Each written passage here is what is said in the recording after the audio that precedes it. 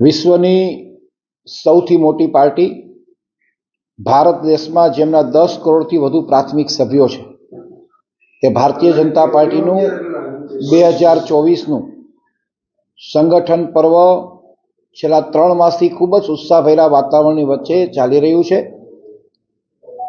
ભારતીય જનતા પાર્ટીની પ્રત્યેક શહેરની અંદર બૂથ વાલી એટલે કે બૂથ કમિટી હોય છે એની રચના પૂર્ણ થઈ છે।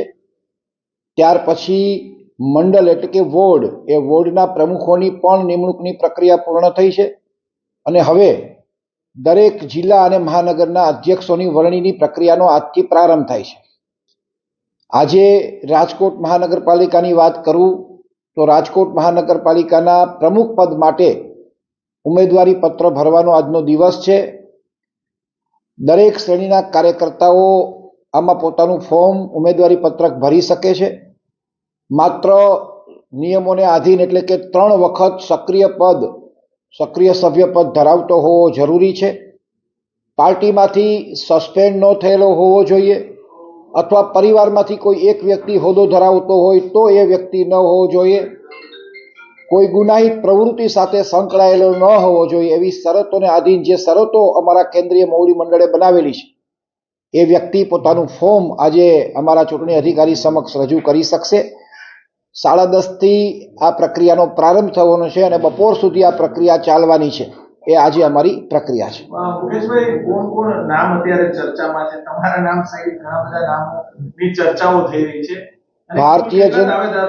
ભારતીય જનતા પાર્ટી એ સંપૂર્ણ લોકશાહી ઢબે ચાલતી પાર્ટી છે। પાર્ટીમાં કામ કરતો પ્રત્યેક કાર્યકર્તાને ઉમેદવારી પત્ર રજૂ કરવાનો અધિકાર છે।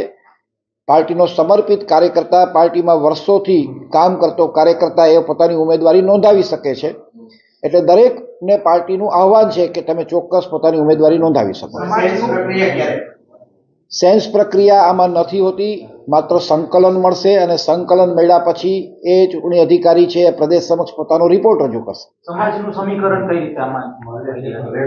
પાર્ટીની વ્યવસ્થા છે, આમાં સીધો સમાજનો સંબંધ હોતો નથી। આ માત્ર પાર્ટીની પ્રક્રિયા છે।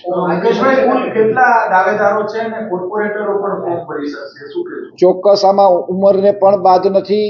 કોઈ પણ ઉંમરની વ્યક્તિ પોતાનું ફોર્મ રજૂ કરી શકવાનો છે। ચૂંટાયેલો પ્રતિનિધિ હશે એ પણ પોતાનું ઉમેદવારી પત્ર રજૂ કરી શકશે અને સંગઠનમાં કામ કરતા લોકો પણ પોતાની ઉમેદવારી રજૂ કરવાના છે। કુલ કેટલા દાવેદારો છે? એવું અત્યારે ચોક્કસ કહી ન શકું, એ તો સમય જ બતાડશે। એટલે થોડો સમય રાહ જુઓ, એ સારામાં સારો જવાબ હોઈ શકે। તમે દાવેદારી કરવાના છો? ચોક્કસ મારી પણ હું ઉમેદવારી ચોક્કસ રજૂ કરવાનો છું। નિર્ણય પાર્ટીએ લેવાનો છે, એ વ્યવસ્થાનો ભાગ છે।